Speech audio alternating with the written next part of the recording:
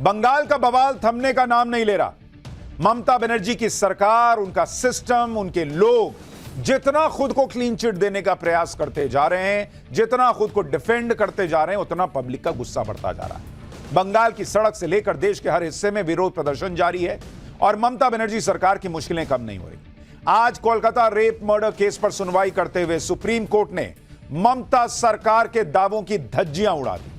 भयंकर छीछा लेदर हुई है बंगाल सरकार की, ममता बनर्जी सरकार की। उसकी एक एक डिटेल आपको बताऊंगा। दूसरी तरफ बंगाल में क्या राष्ट्रपति शासन लगने वाला है, इसको लेकर गहमा गहमी बहुत तेज हो गई है।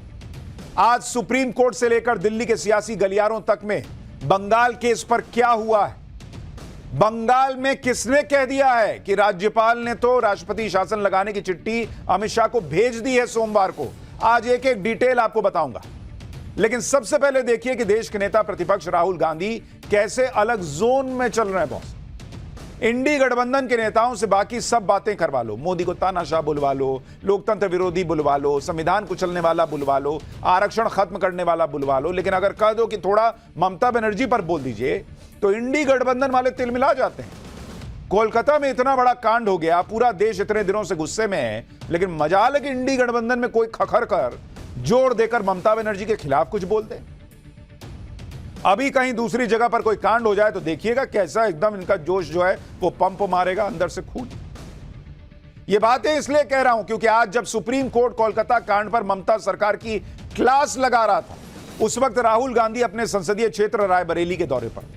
और जैसा कि आमतौर पर होता है, नेता कहीं जाता है तो मीडिया और रिपोर्टर सवाल पूछते हैं।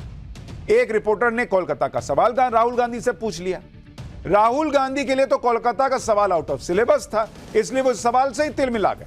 जो राहुल गांधी रायबरेली में एक दलित युवक की हत्या का मामला उठाने गए थे, न्याय की बात कर रहे थे, कह रहे थे कि यहां लोग गुस्से में हैं, मास्टरमाइंड को बचाया जा रहा है, न्याय मिलना चाहिए, जब तक न्याय नहीं मिलेगा वो पीछे नहीं हटेंगे। उन्हीं राहुल गांधी से जब कोलकाता कांड में न्याय की बात की गई तो एकदम राहुल गांधी के जज्बात बदल गए। वो कोलकाता पर सवाल को ध्यान भटकाने की तकनीक बताने लगे। एक पीड़िता को न्याय मिले, एक महिला के साथ रेप, क्रूर रेप और मर्डर हो गया, उस पर सवाल पूछो तो राहुल गांधी का ध्यान भटक जाता है। एक तो रायबरेली जा सकते हैं, कलकत्ता नहीं जा सकते हैं, और कोलकाता का सवाल भी बर्दाश्त नहीं हो रहा है इनको। सुनिए एक बार राहुल गांधी को किस तरह से वो रिएक्ट कर रहे हैं। यहाँ पे लोग गुस्सा हैं। मैं चाहता हूं कि उत्तर प्रदेश में हर वर्ग की इज्जत हो, हर वर्ग की रिस्पेक्ट हो और न्याय सबको मिले, इसलिए मैं यहाँ आया हूँ। और हम इस मामले को नहीं छोड़ने वाले हैं। जब तक इस परिवार को न्याय नहीं मिलेगा तब तक हम पीछे नहीं हटने वाले हैं।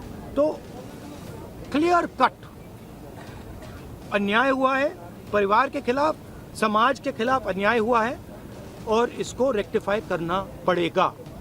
मतलब ये चॉइस नहीं है, इनको रेक्टिफाई करना पड़ेगा। बात समझ आई? न्याय मिलेगा इनको। वो करवाना, दबाव डालना, वो मेरा काम है। मैं यहाँ पीछे नहीं हटूंगा। दलित परिवार है, इसीलिए ये हो रहा है। कोलकाता भैया, यहाँ पे मैं इस इंसिडेंट में आया हूँ।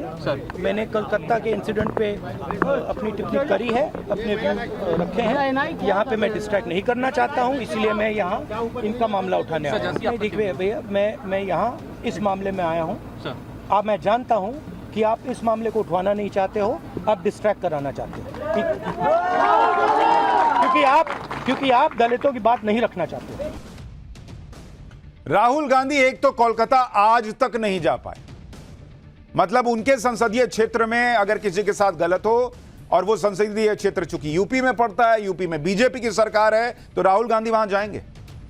लेकिन कोलकाता को लेकर देश भर में गुस्सा है। राहुल गांधी को कोलकाता के फ्लाइट की जैसे टिकट ही नहीं मिल रही, और एक महिला मर गई, उस पर सवाल पूछना, वो भी उस दिन जब सुप्रीम कोर्ट बड़ी बड़ी टिप्पणियां कर रहा है बंगाल सरकार को लेकर, कड़ी कड़ी टिप्पणियां कर रहा है। राहुल गांधी कह रहे हैं कि डिस्ट्रैक्ट कर रहे हैं। महिला को न्याय दिलाने का सवाल पूछना राहुल गांधी के लिए डिस्ट्रैक्शन है। और ये नेता प्रतिपक्ष है इस देश के। विपक्ष में रहते हुए राहुल गांधी अगर यूपी में दलित युवक की मौत का मुद्दा उठाते हैं तो उनका हक है, वो उस क्षेत्र के सांसद भी हैं, किसी को दिक्कत नहीं होनी चाहिए। सवाल यहां राहुल गांधी के डबल स्टैंडर्ड का है। वो इंसाफ के लिए यूपी सरकार पर दबाव बनाते हैं, लेकिन बात जब इंडी गठबंधन के राज्यों की आती है तो उनका दबाव बनाने का मैकेनिज्म खुद ब खुद दबाव में आ जाता है। जितना गुस्सा राहुल गांधी को यूपी की घटना पर आ रहा है, उसका 20% गुस्सा भी ममता सरकार पर दिखा देते ना बॉस, तो मान जाता मैं। राहुल गांधी तो सीधे सीधे ममता सरकार का नाम नहीं ले पाए बॉस, नाम नहीं ले पाए ममता बनर्जी का। ये इस देश की महिलाएं भी देखें कि इस देश में पॉलिटिक्स का लेवल क्या है। आपकी बच्चों की मौत, आपकी इज्जत, आबरू, सब इस देश में पॉलिटिकली अगर काम आ सकती है तो सवाल उठेंगे, नहीं तो नहीं उठेंगे बॉस। राहुल गांधी कोलकाता के सवाल पर फंस गए तो मीडिया को कोसने लगे कि मीडिया ध्यान भटका रही। सबसे पहले रायबरेली में लोकल मीडिया ने आपको यूपी की घटना पर सवाल पूछा। आपका लंबा चौड़ा जवाब सुनने के बाद मीडिया ने कोलकाता पर सवाल किया। इस उम्मीद से सवाल किया ताकि आपका इस घटना पर रिएक्शन मिल जाए। और राहुल गांधी के बेहद सिंपल से सवाल पर जब उनसे यह सिंपल सा सवाल पूछा गया तो आराम से रिएक्शन दे सकते थे, लेकिन वो उल्टे मीडिया को ब्लेम करने लगे कि दलित युवक का मामला है, इसलिए आप ध्यान भटकाना चाहते हैं। ध्यान भटकाना ही होता तो मीडिया आपके सीधे कोलकाता पर ही सवाल पूछती, वहां का सवाल भी नहीं पूछती। और राहुल गांधी का हर बार का पैटर्न यही है, इनको लगता है मीडिया इनके सामने आई है तो इनसे वही पूछे जो ये सुनना चाहते हैं। ये मीडिया है बॉस। गीतमाला का कार्यक्रम रेडियो पे नहीं बज रहा है, जो आप जो चाहेंगे वही बजेगा। अगर ध्यान ही भटकाना होता तो रायबरेली दौरा सुर्खियों में ना होता। और दूसरी बात, जिस केस पर पूरे देश की नजर है उस पर बात करना ध्यान भटकाना कैसे हो गया है? इंडी गठबंधन तो कोलकाता के मामले में ममता बनर्जी के खिलाफ चुप है, लेकिन हर कोई इंडी गठबंधन की तरह चुप नहीं है। बड़ी हलचल मची हुई है।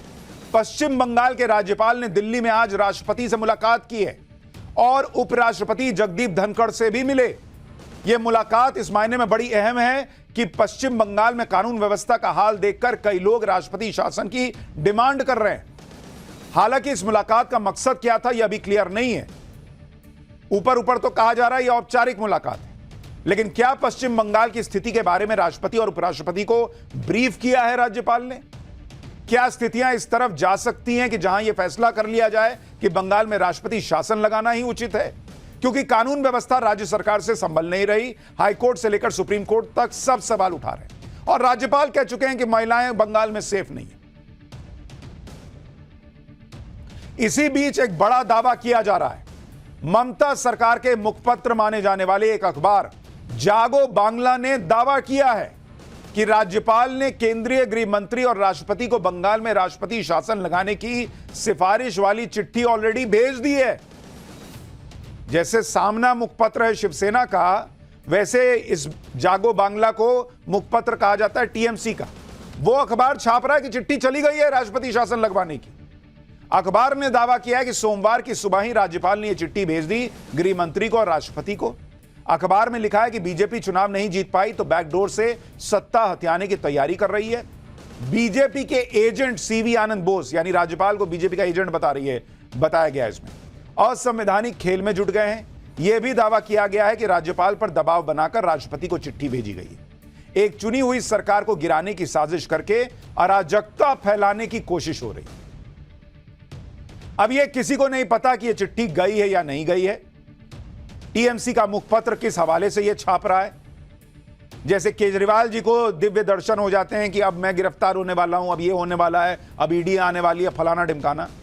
जैसे राहुल गांधी रातों रात ट्वीट करते हैं देर रात में कि भाई ईडी पहुंचने वाली है क्योंकि मैंने लोकसभा में कुछ कह दिया है, वैसे ही ममता बनर्जी की पार्टी के मुखपत्र को भी शायद ये पता नहीं कहां से पता चला है कि भाई ऐसी चिट्ठी राष्ट्रपति शासन लगाने की जा चुकी है। अब अगर यह सच है तो जल्द पता चल जाएगा, सच नहीं है तो फिर क्या यह ममता सरकार का डर है? उन्हें लग रहा है कि राष्ट्रपति शासन लग सकता है और पहले से ही विक्टिम कार्ड खेला जा रहा है। कोलकाता केस में ममता बनर्जी को लेकर इंडी गठबंधन चुप है, लेकिन आज सुप्रीम कोर्ट ने ममता सरकार की जबरदस्त तरीके से क्लास लगाई। राज्य सरकार, पुलिस, अस्पताल प्रशासन, सुप्रीम कोर्ट ने किसी को नहीं बख्शा। इस केस को जिस तरह से हैंडल किया गया उससे सुप्रीम कोर्ट भी हैरान है। सुप्रीम कोर्ट ने आज सुमोटो इस मामले की सुनवाई की और पूछा कि रेप और मर्डर को शुरुआत में सुसाइड क्यों बताया गया। परिवार को किसने बताया कि बेटी ने आत्महत्या की? क्राइम सीन को सील क्यों नहीं किया गया? कॉलेज के प्रिंसिपल पर एक्शन क्यों नहीं हुआ? उसे दोबारा नियुक्ति क्यों दी गई? महिला डॉक्टर के शव को देखने के लिए परिवार को 3 घंटे इंतजार क्यों कराया गया? एफआईआर दर्ज करने में इतनी देरी क्यों की गई? जब शव को रात 8:30 पर सौंप दिया गया तो एफआईआर रात 11:45 पर क्यों हुई? पीड़ित के वीडियो सोशल मीडिया पर कैसे लीक हो गए?